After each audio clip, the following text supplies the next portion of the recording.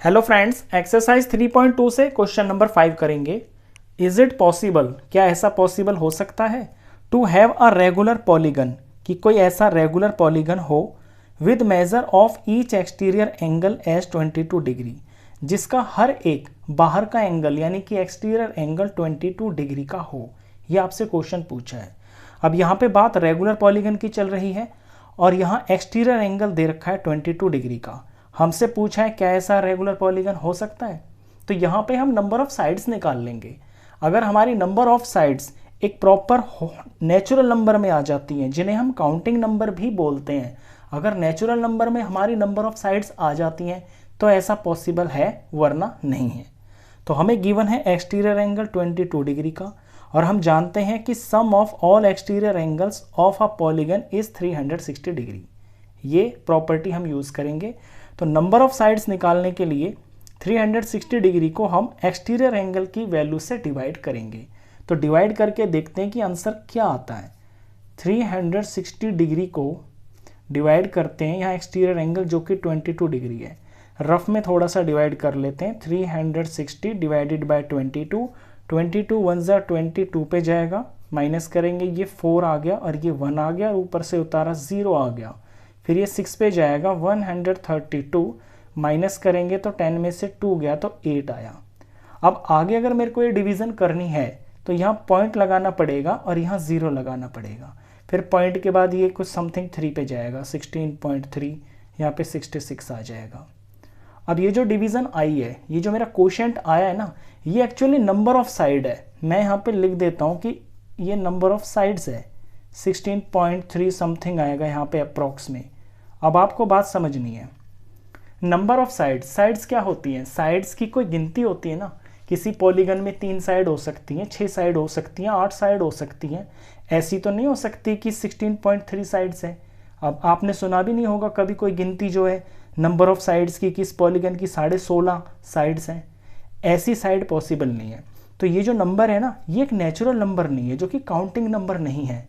तो यानी जब हम 22 से इस 360 को डिवाइड करते हैं तो हमें एक नेचुरल नंबर नहीं मिलता, ये एक काउंटिंग नंबर नहीं है, ये साइड्स पॉसिबल नहीं होती है। इसलिए 22 डिग्री का एक्सटीरियर एंगल पॉसिबल नहीं है, ये हमारा जवाब होगा। तो आंसर में लिख देते हैं कि नो। क्यों? इसका रीज़न भी लिख देते हैं कि सिंस ये जो 22 डिग्री है, 22 is not a divisor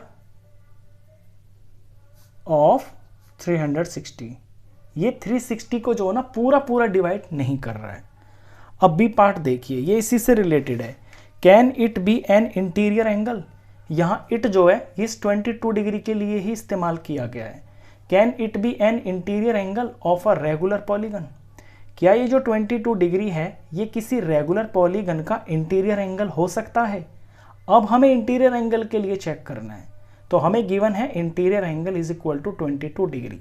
interior angle के लिए हमारे पास यहाँ पे कोई प्रॉपर्टी नहीं है, प्रॉपर्टी हमारे पास ये एक्सटीरियर एंगल वाली ही है। तो पहले तो हम एक्सटीरियर एंगल निकाल लेंगे, फिर यही वाली प्रॉपर्टी लगा के नंबर ऑफ साइड्स पता करेंगे। सेम इसी तरह से करेंगे। तो यहाँ इंटीरियर एंगल का यूज़ करके हम एक्सटीरियर एंगल निकाल लेते हैं पहले। तो कोई भी पॉलीगन होता है जो उसका अंदर का एंगल और उसका जो बाहर का एंगल है, जब ये दोनों मिलते हैं ना तो एक लीनियर पेयर बन जाता है, यानी इन दोनों एंगल का सम होता है 180 डिग्री। अब इसी चीज़ का यूज़ करके हम यहाँ से एक्सटीरियर एंगल फाइंड करते हैं। तो अगर interior angle plus exterior angle, ये शॉर्ट में लिख रहा हूँ मैं, इंटीरियर एंगल का निशान है प्लस एक्सटीरियर एंगल, ये बराबर होता है 180 डिग्री। क्यों? Linear pair. ये ऐसे करके दिखाना पड़ेगा आपको इसमें, तब ये क्वेश्चन पूरा माना जाएगा। तो यहाँ से एक्सटीरियर एंगल की वैल्यू निकालेंगे तो इंटीरियर एंगल तो दे रखा है 22 डिग्री, प्लस में एक्सटीरियर एंगल। अब एक्सटीरियर एंगल की वैल्यू निकालनी है तो 180 डिग्री में से ये 22 डिग्री माइनस हो जाएगा। जब इसे हम माइनस करेंगे तो ये वैल्यू आएगी 158 डिग्री। अब हमें एक्सटीरियर एंगल पता चल गया है। अब यहाँ पे हम इस प्रॉपर्टी का यूज़ करेंगे, हम नंबर ऑफ साइड्स निकालेंगे अब, और फिर देखते हैं कि जो हमारी नंबर ऑफ साइड्स हैं क्या वो एक कंप्लीट नेचुरल नंबर आ रहा है। तो यहाँ कर देते हैं इसके बाद क्वेश्चन को, नंबर ऑफ साइड्स फॉर्मूला होगा 360 डिग्री अपॉन में, लिख देता हूँ एक बार फॉर्मूला, अपॉन में एक्सटीरियर एंगल। 360 डिग्री को इस बार आपको डिवाइड करना होगा 158 से। थोड़ा सा यहाँ रफ में करके देख लेते हैं कि आंसर किस तरह का आ रहा है।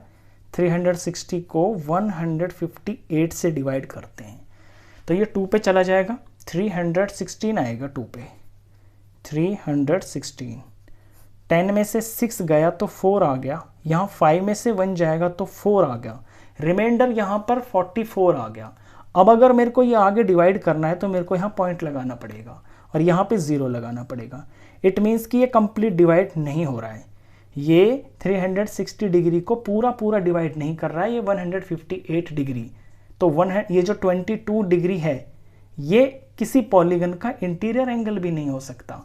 जब 158 डिग्री एक्सटीरियर एंगल नहीं हो सकता, और ये आया कहाँ से है, ये इंटीरियर एंगल 22 डिग्री की वजह से ही तो आया है। इट मीन्स ये जो बी वाली कंडीशन है ये भी यहाँ फुलफिल नहीं हो रही है। तो इसका जवाब भी नो ही होगा और रीजन में आप यही लिखोगे, because 158 is not a divisor of 360। Question खत्म।